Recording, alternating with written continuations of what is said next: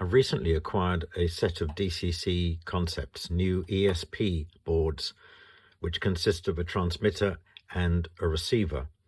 The transmitter has three individual switch inputs, and they can be assigned a DCC accessory address. They run in series, so you set the first address, in this case is at 50, and the other two will be 51 and 52.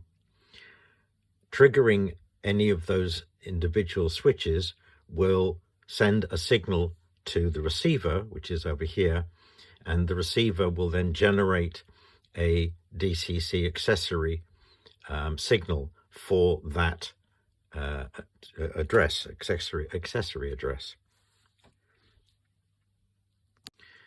The boards can be used to create DCC accessory signals into the bus, which is very well illustrated by Richard Brighton in a video that's on the DCC Concepts website and on the forum.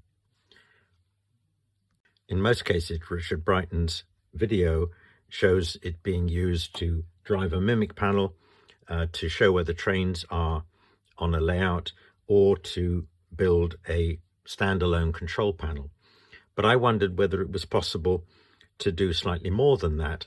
So not only to drive a mimic panel to show where the trains were, but also to use that block information in order to stop a train from entering a block that already had another engine in it. To do that, I needed to feed the output from the transmitter board into the track bus. Oops, sorry, I meant receiver, not transmitter.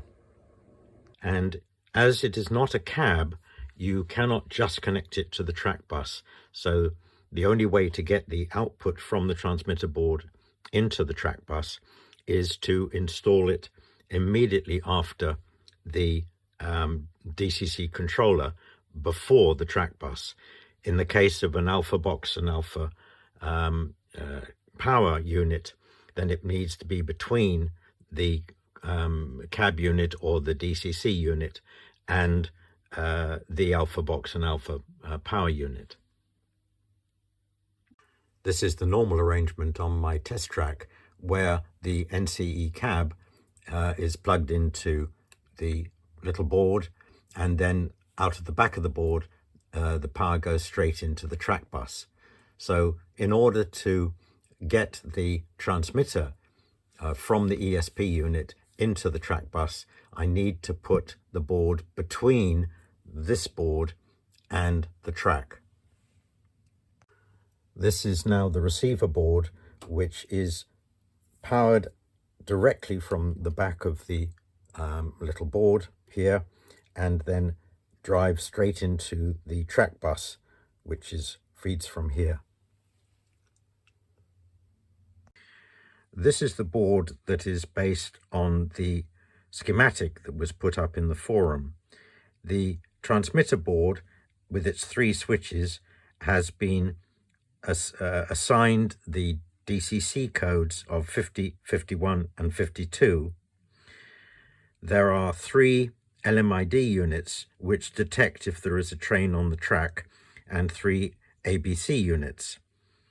So if a train enters block 50, then this will be triggered.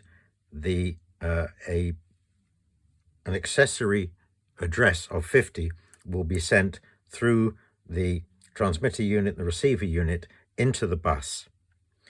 Similarly, if a train is in block 51, then this will have triggered an accessory DCC accessory code of 51 through the transmitter and the receiver and into the bus. But that will also be picked up by the ADS unit.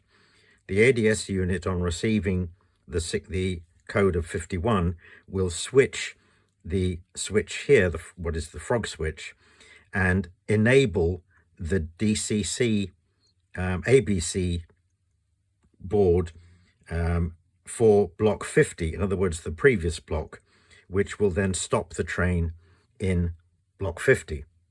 When the train in block 51 moves on, again, there will be a signal sent through the accessory 51, which will turn the switch back off and will release the train in block 50, and so on.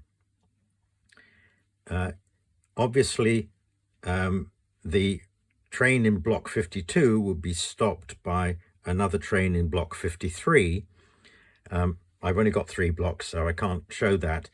But one of the advantages of this system is that block 53 doesn't have to be on this board. It can be on the next board or the previous board.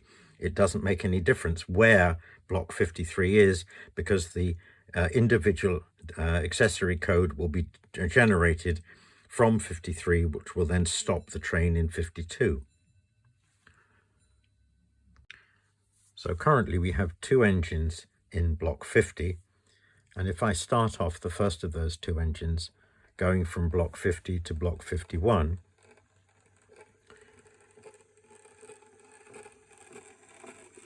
and then if I start the second engine, you see the engine going through block 51, it's now going to block 52, and the first engine will then start off moving towards block 51, where it will then stop because the ABC unit has stopped it. If I then remove the engine from block 52, then the engine in block 51 will keep going again.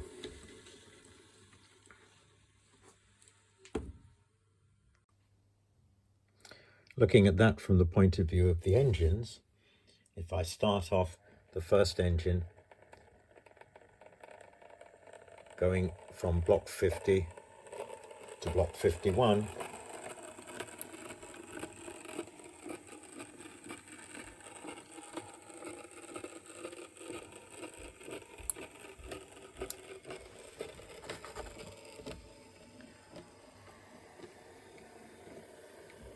and then the second engine will start up.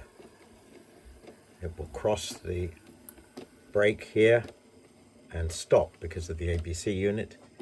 Then if I remove the first engine, it will then start up again and continue to the end.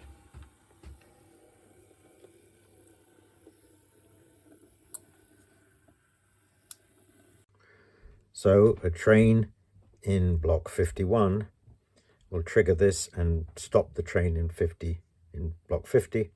Similarly, a train in block 52 will trigger this and then block the train in 51.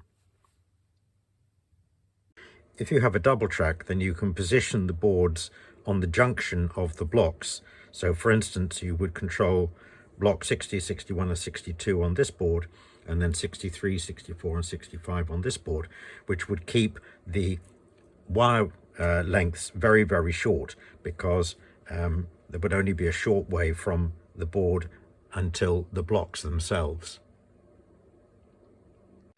On my layout with a large double track loop, I could break it up quite easily into 6 blocks per track, which means a total of 12 blocks, which would require only 4 boards to control all the blocks within that double track loop.